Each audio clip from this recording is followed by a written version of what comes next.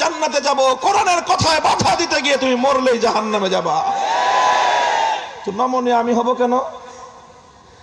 আমি যেখানে বাঁচলে গাজী, মরলে শহীদ, দুনিয়াতে থাকলে ইসলাম কায়েম হবে, মরে গেলে জান্নাতে যাব, তো আমি মাথা নত করবো কোন দুঃখে?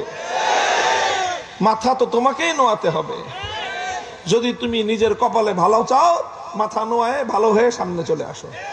পরাজিত পরাস্ত শক্তির প্রতি নসিহত এই, আপনাদের 50 বছরের বিগত দিনের রাজনীতি, আপনাদের চলার পথ পর্যবেক্ষণ করলে এটাই হলো আপনাদের সবচেয়ে বড় ভুল, যে আপনারা আলেমদের কাছ থেকে আপনাদের ভুল ত্রুটি সংশোধনের কথা বরদাস্ত করতে পারেন না। সব হুজুররা আপনাদের চাটুকারিতা করুক, আর যেই হুজুর আপনার সমালোচনা করবে আপনি সেই হুজুরের ঘাড় মটকায় দিতে চান।